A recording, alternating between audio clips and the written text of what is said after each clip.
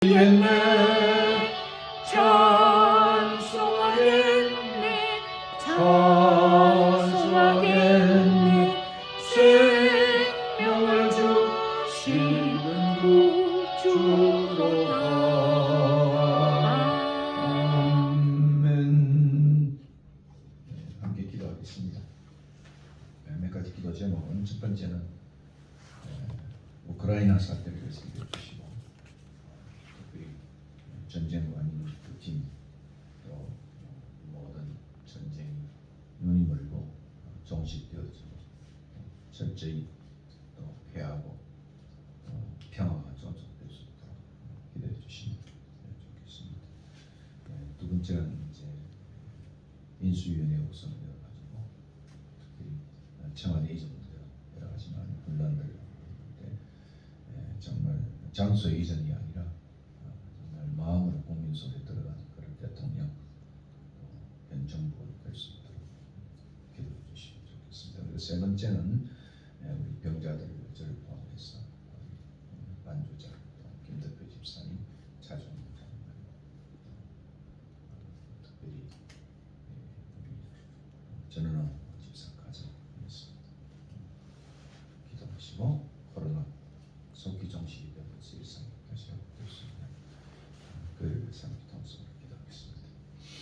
살아계신 하나님 은혜를 감사합니다. 예배전에 다시 한번 주의를 주님 주시고 앞에 또 세상 일을 내려놓고 기도를 하나님 앞에 올려드립니다. 나올 수 있게 하여 주셔서 염려하지 감사합니다. 말고 모든 일에 하나님 기도와 참으로 간구로 너희 이 구할 것을 시대가 감사함으로 우리 인생에 예수 그리스도가 없이는 살아갈 수 없는 시절이오니 우리로 고통을 주시고 또한 코로나로 인한 어려움을 주심을 감사합니다. 우리 안에 각성하는 마음이 있게 하여 주시고 하나님께서 역사의 주인이 되는 것을 보게 하여 주셔서 하나님 앞에 나와 겸손하게 엎드리는 우리가 되게 하여 주시기를 간절히 바라고나옵나이다. 세상 일에 우리의 욕구대로 우리의 기쁨대로 그렇게 살아나가지 않고 하나님을 찾아가는 마지막 때를 준비하는 그러한 주의 백성들이 되게 하여 주시기를 간절히 바라고나옵나이다. 하나님 특별히 우크라이나를 위하여 기도합니다. 푸틴이 참으로 잘못 판단하였사오니 그 마음에 각성이 있게 하여 주시기를 원하옵니다. 그에게 바른 마음 주시고 특별히 우크라이나 백성들 하나님을 바라보고 하나님 앞에 나아가기를 원하고 하나님 앞에 자신들의 나라의 운명을 맡기기를 원하고 엎드려 기도하는 그 백성들에게 하나님이 그들을 불쌍히 여겨 주시기를 원합니다. 또한 젤린스키 전쟁의 여러 가지 많은 루트들이 하나하나씩 대통령을 주셔서 참으로 어려울 때 도망가지 않고 피하지 않고 자신만을 찾지 않고 나라와 백성을 위하여 위험을 무릅쓰고 그 자리를 지키고 있는 그 영도자를 하나님이 긍휼히 여겨주시고 마음에 탐욕을 주시고 그래서 그 나라와 백성들이 어려움을 잘 견뎌나갈 수 있게 하여 주시기를 원하고 우리나라에도 그런 지도자들을 허락하여 주시옵소서. 우리나라에도 그런 지도자가 백성을 위하는 지도자 하나님께서 자신에게 맡겨주시는 그 사역을 감당하는 지도자가 나오게 하여 주시기를 바랍니다. 하나님 우리나라가 정권이 바뀌었으니 하나님 참으로 앞선 모든 부패와 참 어려운 일들 영도자답지 않은 모습들을 이제는 끊어버리게 하여 주시고 하나님이 세우신 그 자리에 하나님을 두려워하는 주의 지도자로서 그 역할을 감당할 수 있게 도와주시기를 원합니다. 이 나라를 긍휼히 보시고 이 나라를 위하여 기도하는 자들이 많이 있게 하여 주시고 우리들 가운데서 참으로 겸손한 지도자 하나님이 찾으시는 지도자가 나오게 하여 주시기를 바라옵나이다. 우리들 역시 참으로 협조하며 도우며 우리의 책임을 다하는 백성들이 되게 하여 주시기를 간절히 바라옵나이다. 주님 또한 우리 교회에 많은 아픈 성도들이 있사오니 하나님이 그들의 아픔 아픔을 하시고 그들의 마음의 병과 육신의 병을 찾아가 주시고 만져주시고 그 어려움 속에 하나님이 위로하여 주시고 하나님을 바라보고 하나님의 이름을 참으로 신실하게 부르며 하나님 앞에 갈라를 사모하며 하나님의 그 높은 보좌와 뒤로 둘러선 24 장로들과 또 내 생물들이 많은 눈으로 보고 있으며 찬양하는 많은 천군 천사가 있사오니 하나님 우리가 하나님 본래를 소망하게 하여 주시고 그래서 이 땅에서의 삶은 참으로 우리가 어떤 형편에 있든지 하나님을 바라보고 하나님이 주시는 은혜를 감사하며 하루하루를 찬양하고 기뻐하며 살아나갈 수 있게 도와주시옵소서. 이 예배에 많은 사람이 오지는 못하였지만 하나님을 매일 뵙기를 사모하고 하나님의 임재를 사모하며 하나님이 우리의 삶에 간섭하기를 원하는 그런 마음으로 하나님 앞에 나와서 우리가 신령과 진정으로 예배할 수 있게 도와주시옵소서. 예배하는 우리의 마음속에 먼저 감사와 감격과 감탄이 있게 하여 주시고 우리까지 구원하여 주시는 하나님의 은혜에 대한 감격이 있게 하여 주시고 우리를 하나님의 은혜로 이끌어 가시고 구원에서 떨어지지 않게 우리의 구원을 끝까지 인도하여 주시는 그 하나님의 구원의 섭리에 우리가 감탄하게 하여 주시옵소서. 우리의 마음속에 기쁨이 있게 하여 주시고 감사가 있게 하여 주시고 그래서 진정으로 하나님 앞에 드리는 참으로 기쁜 감격의 감사와 찬양이 되게 하여 주시옵소서. 우리의 예배를 받아주시고 우리의 기도를 받아주시고 우리의 삶에서 나오는 참으로 기쁜 찬양이 되게 하여 주시옵소서. 말씀을 전하는 주의 종이 되어 하나님의 은혜를 더하여 주시고 하나님을 사모하는 마음이 하나님을 간절히 사랑하는 마음이 있게 하여 주시고 처음 주님을 만났을 때의 그 기쁨과 감격과 힘 계속 유지되는 신실한 주의 종이 되게 하여 주시옵소서. 모든 예배를 하나님이 주장하여 주시옵소서. 예수님의 아멘. 묵도성 안으로 묵도드림으로 예배를 시작하겠습니다.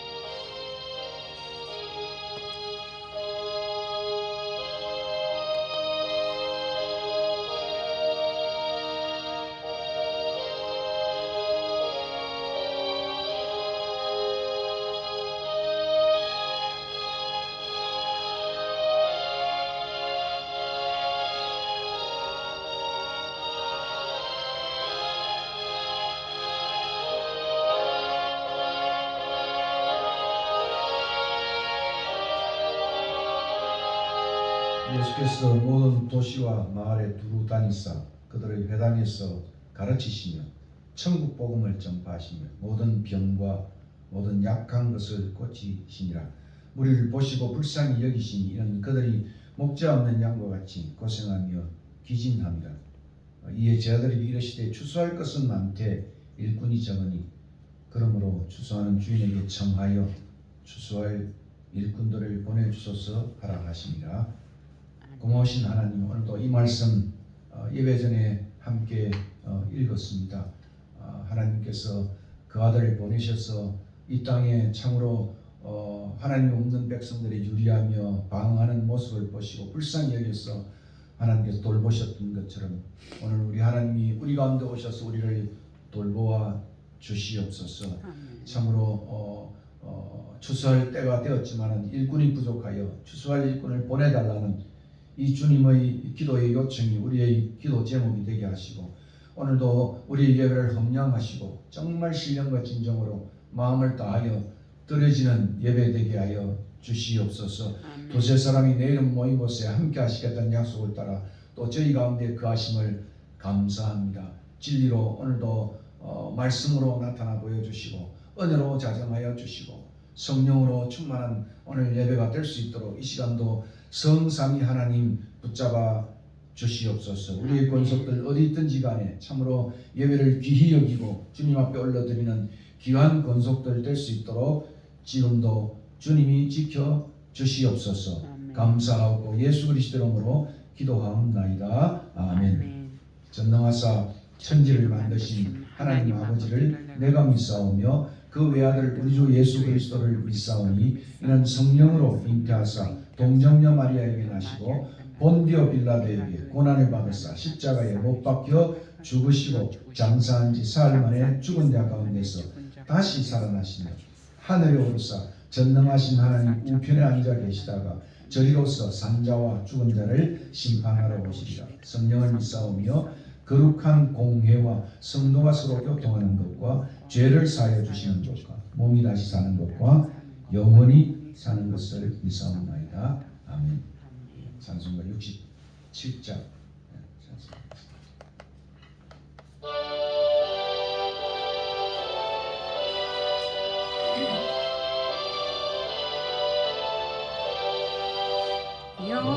영광의 왕께 다 경배하며 굳으신 사랑 늘 찬송하라. 예부터 영원히 참박되시니 그 영광의 다 찬송하라. 능력과 은혜 다 찬송하라. 그 옷술의 빛 그 지은 궁창 그 물의 소리로 주모하시고 폭풍의 날개로 달려가신다. 저 아름다고 놀라운 일이 가득한 이 땅 주의 전화 우린 참 명령에 더잡히나니 저 푸른 바다는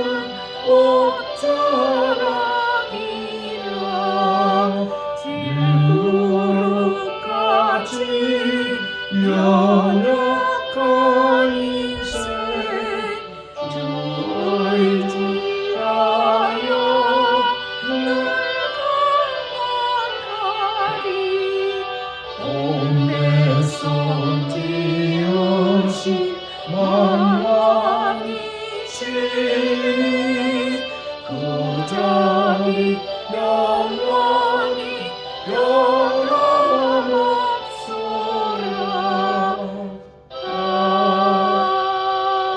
아멘. 그렇습니다. 우리의 찬양처럼 정말 질그릇 같은 우리의 인생, 연약한 인생이 주님 의지하여 또 이전에 나왔습니다. 우리의 부족과 연약과 또 죄성과 또 게으름과 이 모든 것을 주님이 아시고 또 우리를 주의 자녀로 삼으시고 또 우리 속에 성령을 주셔서 하나님의 후사가 되게 해주신 것을 위하여 감사합니다. 이 시간도 우리가 적은 수가 모였습니다. 하나님 앞에 올려드리는 참된 예배되게 하시고 우리의 기도를 받아 주시옵소서. 세상이 요란합니다. 코위로 인해서 참 온 세상이 정말 그렇게 뒤집어지며 또 혼돈 가운데 있습니다. 하나님이 공의를 베풀어 주시옵소서. 또 특히 우크라이나 사태를 바라보면 참 일어나지 않아야 할 전쟁이 참 개인과 국가의 이심으로 말미암아 이렇게 또 수많은 사람들이 죽어나고 있습니다. 어느 누구도 승리자가 없고 싸움과 전쟁은 모두가 다 실패자라는 이 말을 우리가 가슴에 새기고 또 주님 앞에 올려드리오니 전쟁을 일으킨 자의 모든 계획을 파하시고 그 땅에 속히 평화가 올 수 있도록 인도해 주시기를 간절히 바라고 원합니다. 아멘. 하나님 앞에 이들이 참으로 눈물을 흘리면서 가족을 잃은 또 재산을 잃고 유리하며 방황하면서 하나님의 자비를 구하는 주의 백성들을 하나님이 하늘에서 보시고 하나님께서 이들을 한없이 위로하여 주시되 그 위로가 전쟁의 종식으로 위로해 주시기를 간절히 바라고 원하옵나이다. 철저히 전쟁이 피할 수 있도록 주님이 역사하시고 경제적 조치만이 아니라 모든 전쟁 속에서도 일으킨 자들이 참으로 아버지 하나님 큰 범죄자인 것을 깨우칠 수 있도록 인도하여 주시옵소서. 이 민족을 불쌍히 여겨주시고 참으로 백몇십 년 전에 이 땅에 복음을 주셔서 여기까지 왔습니다. 하나님 많은 하나님의 긍휼과 자비로 교회를 번창하게 했지만은 100년 지나서 이렇게 참 교회가 어려움을 당하고 있습니다. 하나님이여 긍휼을 베풀어 주시옵소서. 교회마다 부흥의 참으로 큰 역사가 나타나게 하여 주시고 말씀이 회복되게 하시고 무엇보다 예배가 회복되는 놀라운 역사가 나타날 수 있도록 인도하여 주시기를 간절히 바라고 합니다. 가정이 훼손되어지고 해체되어지는 상황 속에 있습니다. 많은 아버지 하나님이여 참으로 철저하게 갈라치기처럼 남자와 여자가 갈라쳐져 있고 노인과 또한 청년이 참으로 그렇게 참 나누어져 있는 남북의 이념적으로 지역적인 갈등을 낼 수 있습니다. 교회가 이 일에 앞장서 참으로 화해의 큰 참으로 사역을 할 수 있도록 인도해 주시기를 간절히 바라고 원합니다. 오늘도 오대양 6대지에 가 있는 사랑하는 선교사님들 젊은 날에 참으로 하나님 앞에 헌신하여 갔던 그들이 그곳에서 다시 한번 새 힘을 얻어서 하나님 다시 쓰는 놀라운 기회가 이 코비를 통해 다시 한번 다짐하며 나타날 수 있도록 인도하여 주시옵소서. 중국에도 문이 더 열리게 하시고 온 세계마다 복음이 편만하게 전거될 수 있도록 하나님 역사해 주시기를 간절히 바라고 원하옵나이다. 코비가 벌써 3년째 접어들고 있습니다. 아버지 하나님 참으로 많은 사람들이 참으로 코비의 참으로 확진자로 또한 생업과 여러 면에 참으로 하고 있는데 이런 상황 속에서도 우리의 마음은 클클하기만 짝이 없고 하나님 앞에 엎드리지 못하는 우리의 모습을 주님이 불쌍히 여주시고 회개의 영을 부어주시고 하나님 기뻐하는 민족 될 수 있도록 교회 될 수 있도록 하나님 역사하여 주시옵소서. 신학교도 주님이 지켜주시기를 간절히 바랍니다. 많은 신학생들이 참으로 부름받아 써야 하는데 이제는 점점 교회가 쇠퇴해지고 신학생들도 참으로 아버지의 소명의식이 떨어져 있는 이런 상황 가운데 주님의 특별하신 놀라운 역사만을 저희들이 기다리오니 하나님께서 함께하여 주시옵소서. 우리 가운데 있는 참으로 아픈 주의 권속들이 많이 있습니다. 아버지 하나님 반주자 또는 아버지 우리 사랑하는 김덕배 집사님 또한 그 집안에 또한 아버지 하나님 자녀의 어려움으로 말미암아 있는 우리 사랑하는 전원호 작가와 또 사업의 여러 가지 문제를 놓고 참 열심히 나오지는 못하지만 주님 갈망하는 사랑하는 또한 서정희 사장을 주님이 붙잡아 주시고 그 외에도 나이 들어 하나님 앞에 엎드리는 주의 종들 병원을 경영하는 많은 종들 주님이여 이 시간도 찾아가 주셔서 다시 한번 하나님 앞에 참으로 아버지는 가까이 가는 그 복을 누릴 수 있도록 주님 축복하여 주시옵소서. 지는 자의 엄밀한 곳에 거하는 자가 전능자의 그늘 가운데 거한다는 이 말씀이 우리의 참으로 신앙생활의 목표가 될 수 있도록 인도하여 주시옵소서. 오늘도 흩어져 있는 모든 우리의 권속들 미국과 여러 지역에 흩어져 있는 권속들 하나하나를 주님이여 지켜주시고 하나님을 멀리 떠나지 않도록 주님께서 붙잡아 주시고 모든 유혹과 시험과 악에서 건져 주시옵소서. 오늘도 주의 말씀을 전하려고 이 종이 단에 섰습니다. 하나님이여 준비한 말씀 참으로 아버지 하나님이여 이 말씀이 남에게 전해지는 말씀이 아니라 우리에게 찾아오는 말씀 그때의 말씀이 오늘의 말씀으로 우리가 다시 한번 새겼어.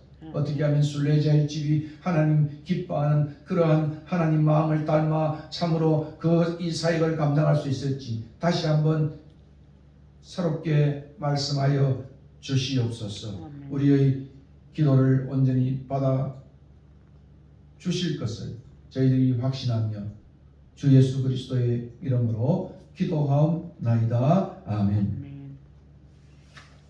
하나님 말씀 마가복음 1장 21절부터 31절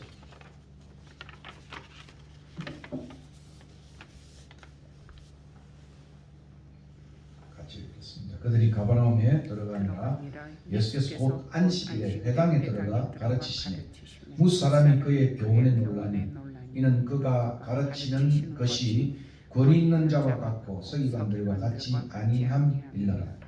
마침 그들의 회당에 더러운 귀신 들린 사람이 있어 소리 질러 이르되 나사렛 예수여 우리가 당신과 무슨 상관이 있나이까? 우리를 멸하려 왔나이까? 나는 당신이 누구인 줄 아오니 하나님의 거룩한 자니이다.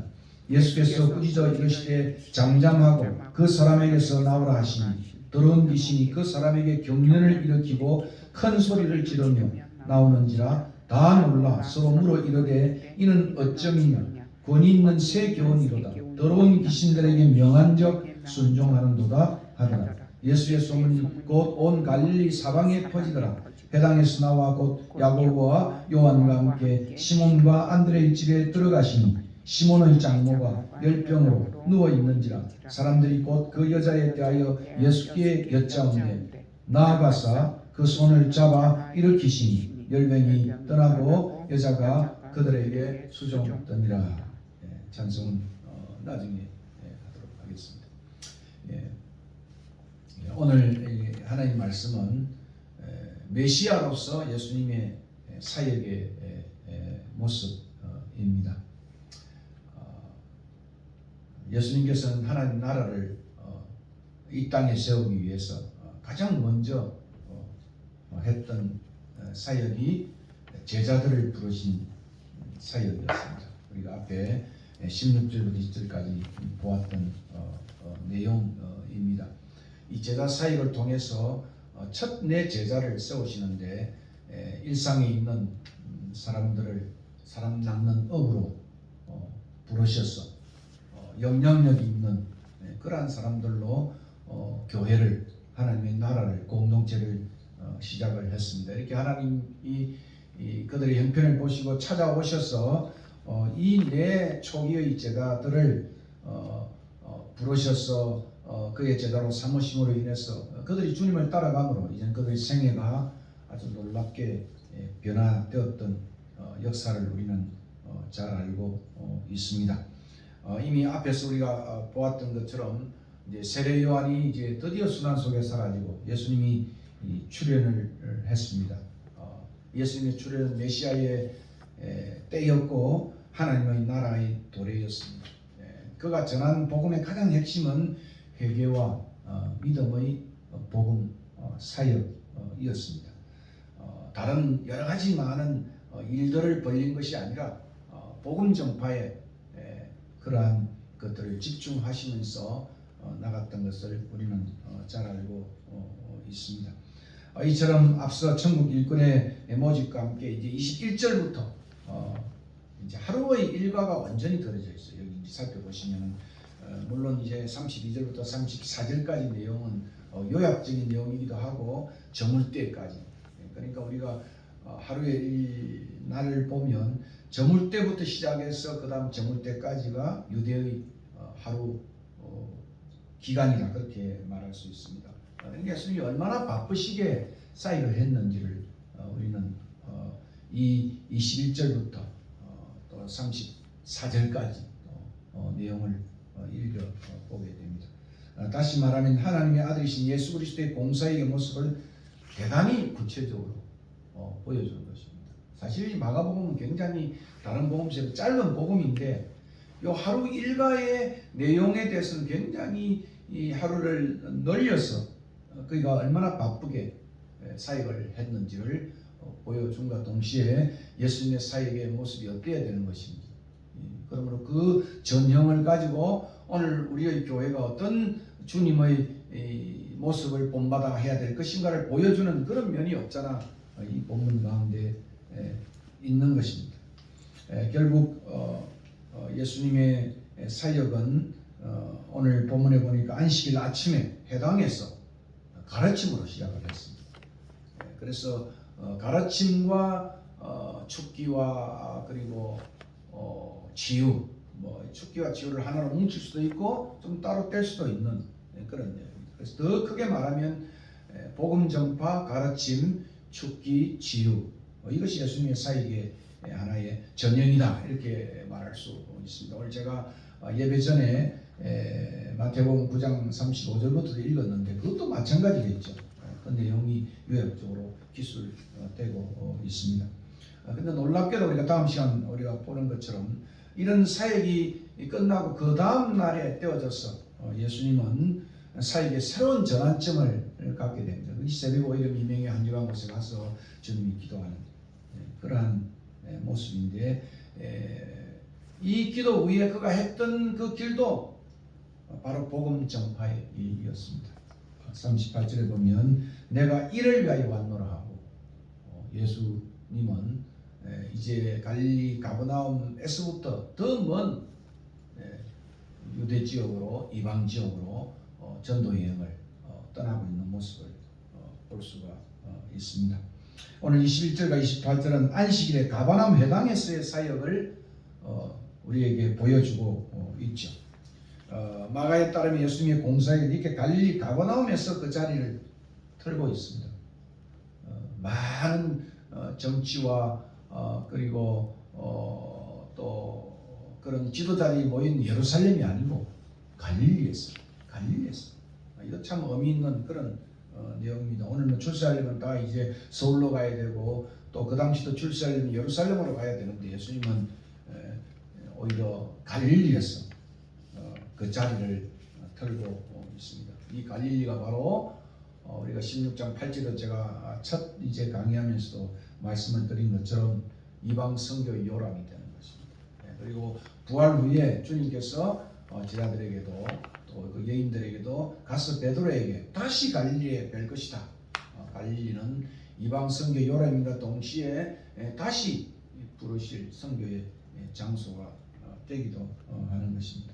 그런데 이 사역은 놀랍게도 거룩한 날의 거룩한 장소인 안식일의 회당에서 벌어지고 있습니다. 오늘 우리 윤 당선자가 지금 논의하고 있는 것이 뭐겠습니까? 제왕적인 구중 궁궐에 박혀 있는 그런 대통령이 아니라 국민 속으로 들어가겠다. 이제 그렇게 시행해 보려고 지금 장소 이전을 추구하고 있는데, 가장 중요한 것은 예수님도 마찬가지겠죠. 백성 속으로, 이방 속으로 그렇게 이제 갔다는 거죠. 오늘 우리 순례자의 집도 전면에서는 사람 속으로 들어가는 일이 있어져야 하지 않을까, 그런 생각을 해봅니다. 예수님은 안식의 규례를 따라 회당에 들어가셔서 거기서 첫째 사역이 물론 앞서 14절 15절 복음 전파겠죠. 가르치시며 귀신을 쫓아냅니다. 귀신을 쫓아낸 것은 가르침의 하나의 외향적인 결과이기도 해요. 새 교훈, 권세 있는 교훈, 서기관과 다른 교훈, 그 가르침이 나타났습니다. 예수님의 이러한 능력과 권세의 사역은 많은 사람들을 놀라게 했습니다. 그래서 자연스럽게 이 놀람이 어디로 기결되느냐, 예수가 과연 누구신가, 마가복음의 가장 핵심적인 예수의 신분의 의문으로 나아가게 되어지고 있는 것을 보겠죠. 이 안식일은 오늘날로 말하면 이제 주일의 하나의 대체적인 그런 모습이라고 말할 수 있습니다. 이 안식일은 금요일 일몰과 함께 회당 지붕으로부터 나팔이 3번 울려 퍼집니다. 그러면 모든 가정에서 마치 이제 나팔 소리를 듣고 안식일에 이제 등이 켜집니다. 이 등은 안식일 동안 내내 켜지게 되는 것입니다. 물론 예루살렘은 그저 절기 때마다 등이 환하게 수전절 같은 데는 켜져서 온 예수님이 하나님이 세상의 빛이라는 것을 보여준 것처럼 안식일도 마찬가지예요. 빛 대신 이런 모습을 보여줍니다. 그리고 안식일에 해당 모임은 아침 9시에 기도로 시작해서 찬양과 성경 봉독과 강해와 그리고 가장 중요한 쉐마에 들어라 이스라엘아 하는 쉐마의 암송과 그리고 신앙 고백으로 이 안식일 회당 모임이 이어지고 있습니다. 이 같은 안식일 예수님 회당에서 그 전례를 따라서 가르치시며 더러운 귀신을 쫓아내시며 그리고 회당을 나와 또한 시몬의 장모의 열병을 그 집에서 고쳐주심으로 예수가 진정한 안식일의 주인이라는 것을 보여주고 있습니다. 나중에 마가복음 2장 28절에도 내가 안식일의 주인이다 이렇게 표현하고 있죠. 그러므로 메시아의 안식을 선포하시고 실행하는 겁니다. 근데 안식일은 뭐냐? 그냥 일을 그냥 안 하고 그치느냐? 그게 안식이야. 안식의 가장 중요한 것은 회복입니다. 회복을 통한 힘이에요, 여러분. 그냥 일 안 하는 그게 안식이 아니라 안식일의 가장 중요한 것은 회복이다. 그것을 기억을 해야 합니다. 그러므로 메시아의 안식을 선포하시고 실행하는 겁니다. 오늘 우리가 예배드리는 주의 날, 이 주의 날의 주인도 예수님이십니다. 순례자의 집의 사역을 통해서 예수님이 우리 사역의 진정한 회복과 안식으로 인도하셔야 하는 것입니다. 여섯 동안 세상에서 고단한 날들을 우리 권속들이 멈추고 주의 날인 주일에 우리는 그를 찬양하고 그를 묵상하고 그를 강의하고 또 그를 고백하게 되는 것입니다. 왜냐하면 예수가 우리의 구세주이시고 예수가 우리의 주님이시기 때문인 것입니다. 기독교는 바로 예수를 빼면 기독교 존재하지 않죠. 그래서 크리스티애니티, 소위 기독교라 이렇게 부르는 것입니다. 그러므로 우리는 기독교인으로서 신자로서 예수가 중심이 된 예수 믿음이 예수 배움이 예수 따름이 그리고 예수 닮음의 삶을 살아야 할 것입니다. 결국 우리는 여기서 마가가 메시아로서의 사역이 안식일의 회당에서 시작됨을 주지시킴으로써 메시아 사역의 핵심이 무엇인지를 보여주는 겁니다. 그것은 바로 아까 앞서 제가 누누이 강조한 것처럼 회복의 사역입니다. 회복의 사역. 당시의 종교에 무거운 짐을 묶고 사람의 어깨에 지우는 이런 서기관들과는 다른 권세에 있는 가르침이었습니다. 이렇게 율법을 계속 알므로 마음속에 많은 짐들을 갖는 그런 당시의 서기관과 다른 권세에 있는 가르침, 그 가르침은 회복이에요. 귀신 들린 묶여있는 자들을 귀신으로부터 놓이게 되는 거예요. 병마에 묶여있는 사람들을 놓이게 하는 겁니다. 그러니까 가장 중요한 핵심은 이 안식일의 핵심은 사역의 핵심은 어쩌면 예수님의 공사의 핵심은 회복 사역에 있다. 그렇게 말할 수 있습니다. 하나님의 말씀의 회복이죠. 말씀의 회복이죠. 더러운 귀신을 쫓아내고 시몬의 장모의 열병을 떠나게 함으로 온전한 사람들로 회복되어 살게 하는 사역. 그 좀 브로드한 것으로 표현하면 치유 사역이다 이렇게 말할 수 있겠습니다. 그 치유 사역의 조금 이 광의적 의미는 회복 사역이다. 회복 사역이다. 그렇게 생각을 합니다. 그렇습니다. 확실히 주님은 율법의 무거운 짐이 아니라 우리가 종교를 갖게 되어지면 점점 짐에 시달리는 그런 율법적 삶을 살게 됩니다. 그래서 마태복음의 23장 4절에 무거운 짐을 묶어서 사람의 어깨에 지운다. 그 당시의 서기관들 그렇게 말하고 있습니다. 오늘 교회도 어쩌면 그런 잘못을 범하지 않는지를 살펴보아야 할 것입니다. 죄로부터 용서의 복음을 전해야 하는 겁니다. 짐이 아니라 회복이죠. 낭만이 아니라 기쁨이겠죠. 그리고 죄에 대한 죄의식을 그냥 강화시키는 것이 죄의 사면을 갖는 것입니다. 병마로부터 치유의 사역을 행하셨다. 그러니까 이 세 가지 이 귀신들의 묶임, 병으로부터 불편한 이 모든 상황 속에서 예수님이 그 모든 그 고리를 다 끊어서 회복하게 했다. 그것이 예수님의 사역이단 말이에요. 그러므로 순례자의 짐 역시도 이 사역의 전례를 따라서 복음을 전하고 그리고 앞으로 시작할 성경 공부의 가르침과 치유 사역을 중심으로 회복 사역에 전념해야 돼요. 회복 사역. 이곳에 와서 우리 마음이 회복되어지고 죄로부터 회복되어지고 또 많은 것들이 회복되어지는 역사가 이곳에 있어야 된다. 그런 의미입니다. 그런데 놀랍게도 이 회복 사역 속에는 많은 도전이 있었습니다. 그래서 여러분이 나중에 마가복음 3장 1에 보면 종교시들과의 큰 논쟁이 결국 벌어지면서 예수님을 죽이려 하는 음모가 결국 3장 6절에 그림자처럼 지워지고 있는 것입니다.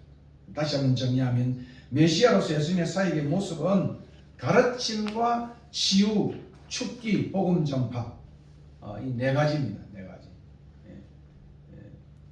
또 그걸 좀 줄이면 복음 전파 그리고 가르침, 치유 이렇게도 말할 수 있겠어요. 그러니까 축기와 병 고침을 하나 묶어서 회복의 사역이니까 그렇게도 말할 수 있는 것입니다. 결국 이런 사역을 통해 예수님은 하나님의 아들 그리스도로서의 그 권세와 능력을 나타내셨습니다. 그러므로 오늘 첫 네 제자를 부르시고 처음으로 이제 마가가 소개하는 갈릴리 가버나움의 사역의 모습들, 일련의 사건들은 예수님의 사역의 본질을 잘 입증하고 있는 것입니다. 그러면 오늘 교회들은 바로 이 사역에 집중해야 돼요. 다른 많은 사역도 있겠지만 그러나 주변적인 것이죠. 그러나 본질적인 이 사역에 집중하는 것이 예수님의 제자로서 예수님의 교회로서 주의 교회로서 해야 될 사역이다 그렇게 말할 수 있습니다. 이미 세례 요한이 예수님을 성령으로 세례를 주실 능력 많으신 분이라고 소개를 했습니다. 결국 주님 오셔서 이 능력을 이미 세례를 받으시면서 우리로 올라오실 때 독자들은 그죠? 성령이 그 위에 강림하고 부어주었다 하는 것을 독자들은 다 알고 있는 것입니다.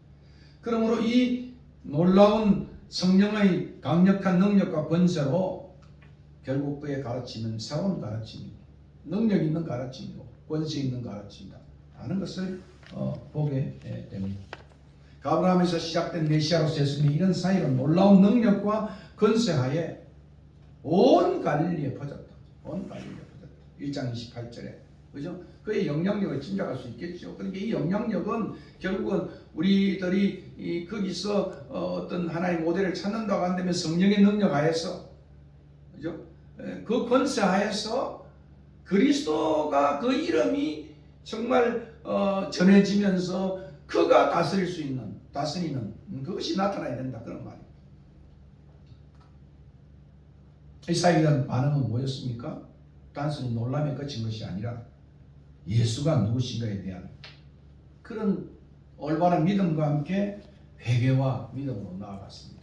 그래서 마가복음 안에서 제일 중요한 것은 결국은 예수가 누구신가, 하나님의 아들 메시아라는 사실을 결국은 우리가 이 목회 사역을 통해서 또는 교회 사역을 통해서 선교 사역을 통해서 그들이 그걸 알아야 되는 것입니다. 여기서 빗나가게 되어지면 교회에 아무리 오래 나와도 그분이 누구신지, 내와 그분이 어떤 관계에 있는지, 내 삶의 능력과 그것이 그분으로부터 나오는 것이 되지 않는다고 한다면 그것은 종교로 전락할 수밖에 없는 것입니다. 그러면 오늘 우리 교회의 사역도 그가 누구신가요? 결론적으로 지향해야 되고 한 권속들이 다 그분과 관계를 맺는 그분으로부터 능력의 원천을 받는 이 삶이 가장 중요한 것이다.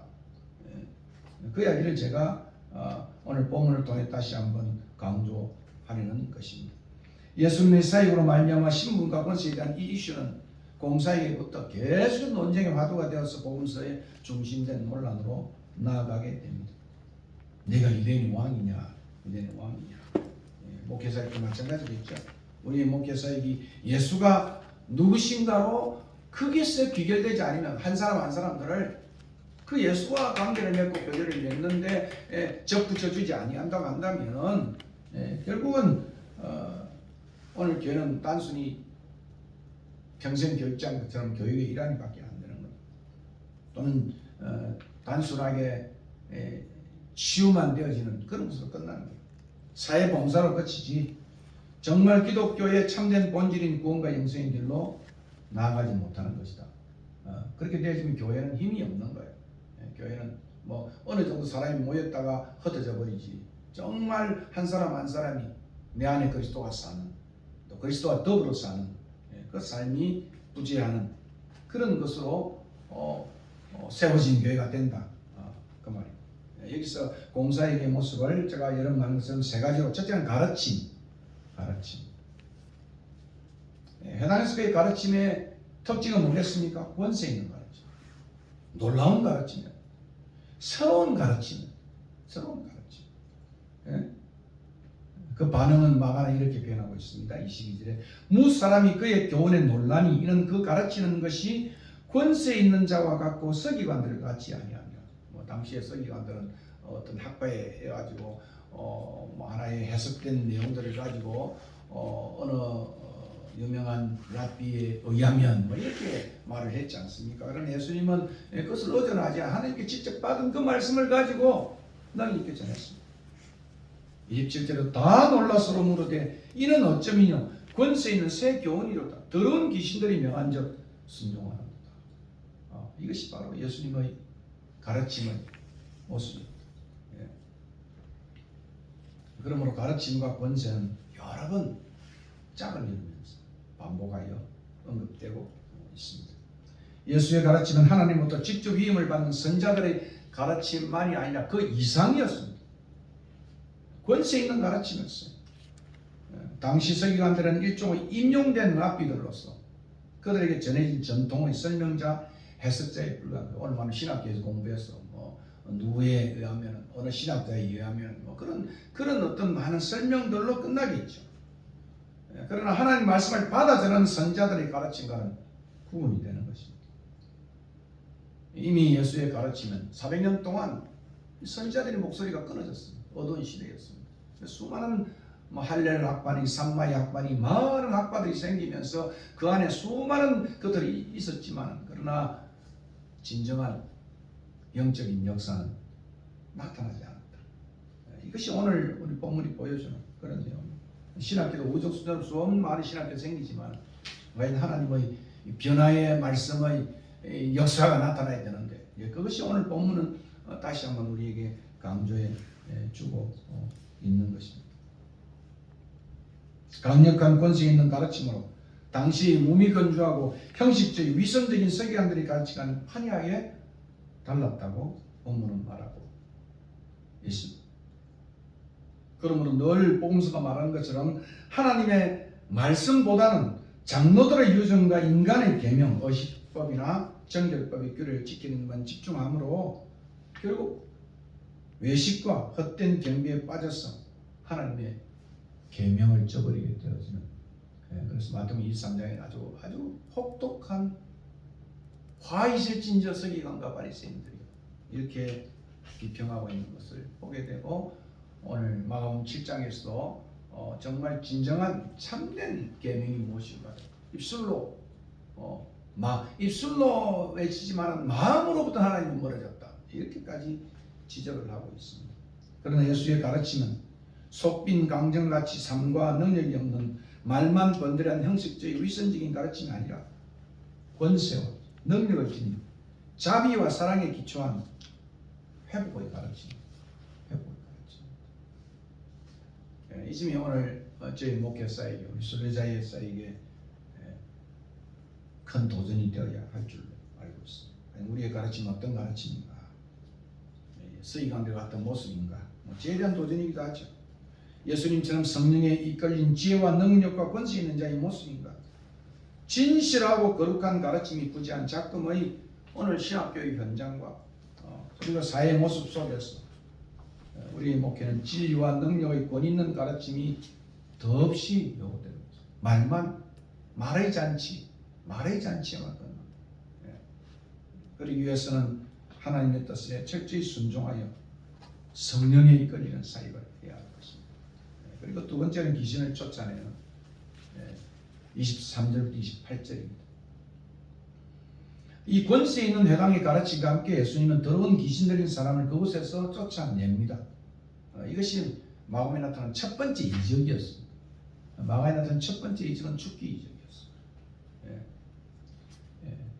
이 이적 사역 중에 죽기 사역은 논란이 될 정도로 많은 비중을 차지하고 있어요. 과연 예수가 누구신가에 대한 문제도 이 이적 사역에 대한 문제가 큰 신학적 논란으로 나타납니다. 그런데 이 죽기 사역은 늘 보면 복음 전파의 사역과 병행하여 온 겁니다.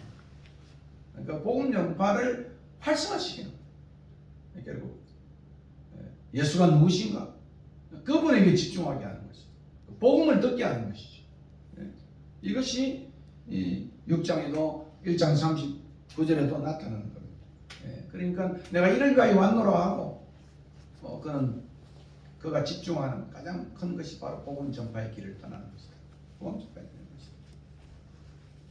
그리고 예수님이 신분과 밀접하게 관련, 죽게 하는 자에 관련된 거예요. 예수님과.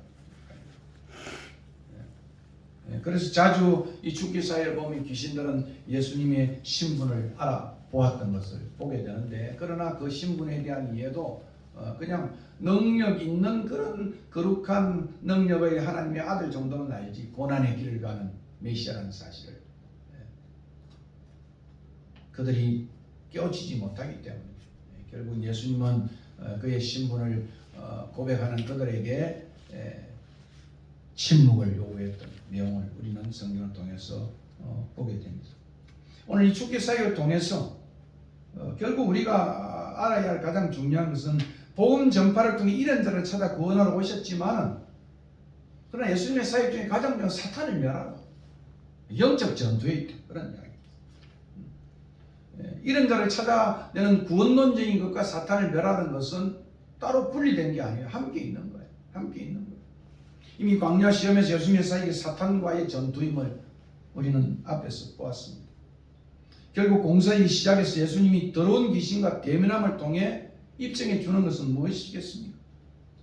그것은 오늘 24절에 귀신이 외치는 것처럼 나사렛 예수여, 우리가 당신과 무슨 상관이 있나이까? 우리를 멸하러 왔나이까? 나는 당신이 누구신지를 아느니 하나님의 거룩한 자입니다.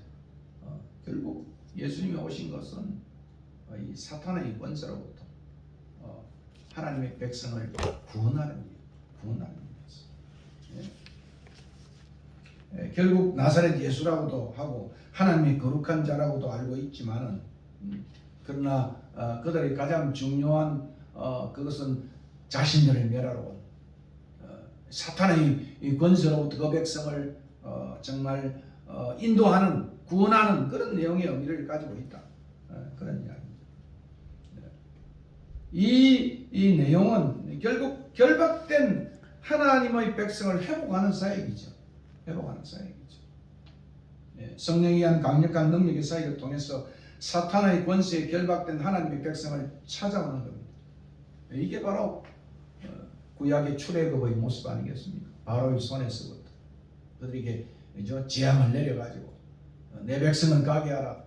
그 바로의 손에로부터 출애굽시켜서 하나님을 섬기는 그런 정말 하나님의 백성으로 구원하는 그 일이 바로 오늘 이 죽기 사역 속에 있는 구약적 성경적 의미라고 말할 수 있는 것입니다. 출애굽 6장 1절에 이제 내가 바로에게 하는 일을 너가 보리라.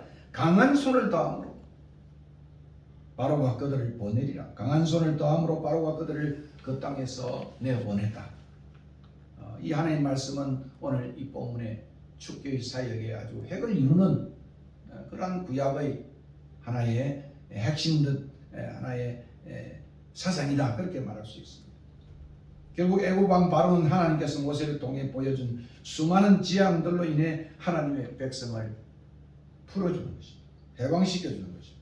오늘날도 마찬가지 우리 목회 사역은 사탄과 영적 전투에 갇힌 하나님의 백성을 풀어오는 일이에요. 풀어오는. 모세에게 부여된 사명처럼 예수님은 흑암의 권세 가운데 있는 우리들을 능력으로 구원하셨고, 골로새서도 보면 그 흑암의 권세로부터 그 백성을 구원해옵니다. 그 죽기는 뭐 그냥 벌벌 떨면서 사람들을 그냥 귀신으로 됐다, 그 정도의 의미가 아니고 구원론적인 의미를 가지고, 구원론적. 사탄의 권세로부터, 사탄의 노예가 되어지고 사탄의 지혜와 사탄의 영향력 속에 있는 사람들을 하나님의 지혜와 하나님의 뜻 속으로 인도해 가는 일. 그 일을 말하고 있는 것입니다. 결국 우리 또한 하나님의 백성을 죄의 속박으로부터, 사탄의 속박으로부터 인도해내는 일을 하도록 부름을 받았다. 그러니까 오늘 순례자의 집도 바로 이 사역에 이 영적 전투에 있어야 된다, 그런 말입니다. 그러기 위해서는 그죠? 기도가 필요하다. 기도가 필요하다. 마가복음 9장 29절에 보면 우리는 왜 이렇게 할 수 없습니까? 기도 외에는 이런 일과 나갈 수 없는, 기도 외에는 이런 일과 나갈 수 없는. 그 마가복음의 성령에 대해서는 굉장히 언급이 작은데 비해서 기도에 대한 것들은 굉장히 강조됐습니다. 기도를 통해서 이 놀라운 능력의 구원 사역이 나타난다. 뭐 저에 대한 도전이고 또 우리 모두에 대한 도전일 것입니다. 그렇습니다. 마가복음에서 복음 사역의 복음 전파의 사역과 귀신을 쫓아내는 사역이 제자들의 사역 속에서도 병행해 가고 있는 것을 봅니다. 여러분 마가복음 3장에 보면 예수님께서 그죠? 그들을 부르사 복음을 전하게 하시고 또한 뭡니까? 제자를 부르시고 복음을 전하게 하시고 귀신을 쫓아내는 권세를 주었다. 그러니까 우리가 말하는 이런 귀신 쫓는 사역, 축기 사역, 테마 사역, 이런 정도의 것이 아니라 회복하는 사역, 그죠? 풀어주는 사역이죠. 그것이 복음 전파하고 축기가 따로 노는 것이 아니라 병합되어져 있다. 굉장히 구속사적인 의미를 갖고 있겠죠. 그러므로 오늘 본문을 통해서 우리는 사탄의 존재를 단순히 심리화시킨다든가 비신화시켜서는 안 된다. 사탄의 존재는 너무도 확실하기 때문에 에베소 6장에서 영적 전투를 전신갑주를 입고 싸워야 된다는 것을 오늘 한국교회는 그죠? 저를 포함하여 한국교회는 이 부분에 대한 깊은 인식을 갖추어야 되는 것입니다.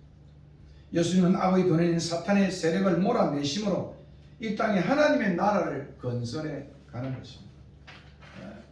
우크라이나도 마찬가지가 있습니다. 이 전쟁의 소문 속에 그것을 장악하는 정말 소나기로부터 그들을 구원해내서 그들이 정말 자유로운 민주주의 사람으로 하는 그것도 바로 그런 의미가 들어있는 것입니다. 결국 예수님은 하나님의 성령으로 무장된 하나님의 거룩한 자로 인식되어지고 결국 창조사역처럼 빛이 있으라 하매 빛이 있은 것처럼 잠잠하여 그 사람에게 나오라 할 때 그 사람에게 나왔던 이 재창조의 사역이 축기 사역 속에 나타나요. 그리고 마지막으로 병을 고치는 이 장면은 바뀌어서 장소가 해당해서 집으로 전환됩니다. 이 장소에 전하는 복음 전파의 사역의 본거지의 전환이기도 한 것입니다. 이 집이라는 이 단어는 순례자의 제가 교회 이렇게 하지 아니하고 집이라는 것도 바로 이 오이코스라는 단어에 이 집은 마가복음에서 구령과 신교와 피난처와 제자들의 교육 장소로 나타나는 것입니다. 그러나 달리 말하면 에클레시아라는 말도 교회지만 오이코스라는 이 말도 교회와 같은 거예요. 하나님의 집, 하나님의 집. 여기서 예수님은 시몬의 장로 열병을 고치는 것입니다. 결국 메시아로서 예수님의 사역은 전인적이시죠.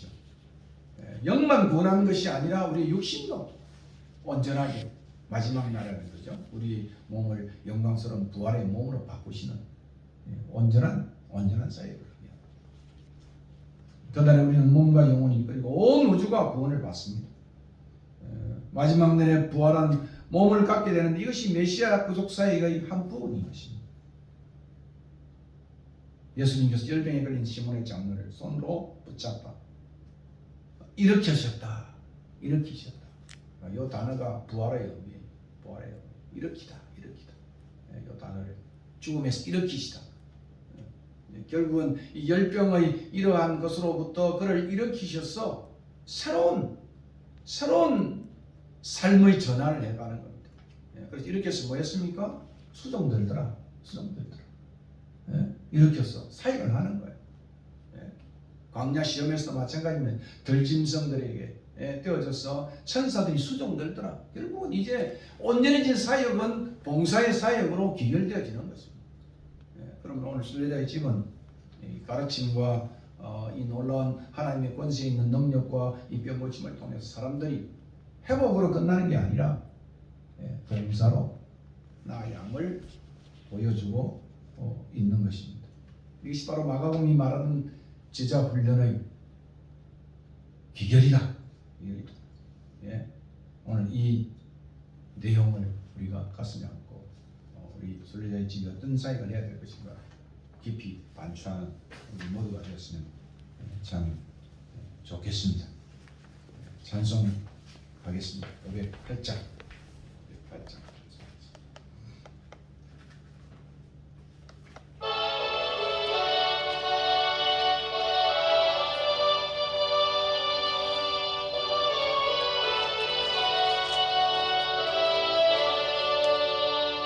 우리가 지금은 나그네 되려도 화려한 천국에 머자 나가리니 이 세상 있을 때 주 예수 위하여 끝까지 힘써 일하세. 주에게도 돌아가시니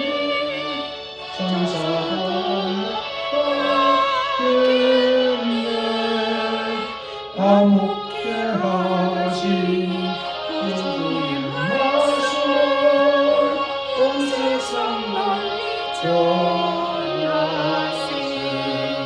주 예수 말씀이 온 세상 만민들 흉악한 죄에서 떠나라 하시니 이 말씀 듣고서 새 생명 얻으라. 이 기쁜 소식 전하세. 주의 길고 따라시니 천사도 공포하겠네.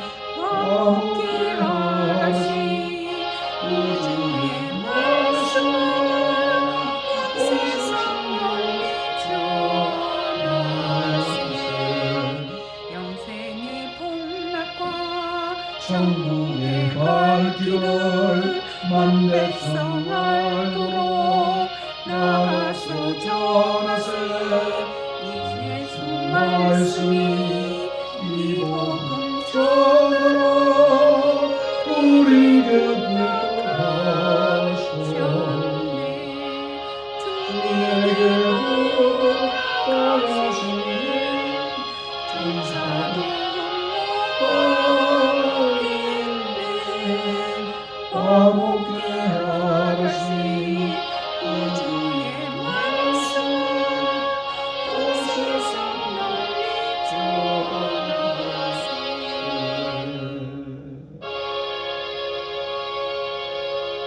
50장 1절 찬송하고 준비한 헌금 올리겠습니다.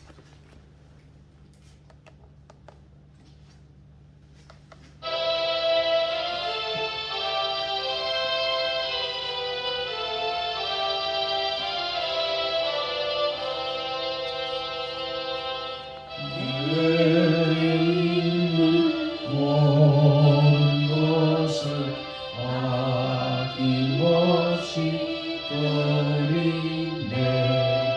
사고 의지하여 주만 따라가리라. 깨달으세. 주께 드리네. 사랑하는 구주 앞에 머리 드리네. 아멘. 기도하겠습니다. 이 생명의 복음 전하라고 명하신 주님의 오셔서 하신 모습을 다시 한번 상고해 보았습니다. 살해받는 것도 아니고 또 얻어가는 것도 아니지만 주님은 천국 보좌를 버리시고 이 땅에 오셔서 이렇게 하루 온종일 가르치시고 귀신에게 눌린 자들을 해방시켜 주시고 각양각색 병든 자들을 그들의 민망이 보시고 고쳐주심으로 회복의 사역을 하셨던 주님을 다시 한번 기억합니다. 그리고 마지막에는 몸부리고 피 버려 주셔서 피 흘려 주셔서 우리의 죄를 속량하기 위해서 자신의 몸을 번제로 드려 주셔서 우리를 하나님의 자녀로 삼아 주신 것을 인하여 감사합니다. 이 귀한 생명을 저희들이 받았습니다. 이 귀한 구원을 우리가 받았습니다. 이 복음이 모든 사람들에게 전거될 수 있도록 천수도 허무한 이 사역을 감당하는 우리 교회가 되게 인도하여 주시옵소서. 아멘. 남은 생도 주님 받아 주시옵소서. 아멘. 적은 숫자가 모였습니다. 새롭게 시작하는 마음으로 주님 앞에 예물도 올려드리고 우리의 마음도 올려드립니다.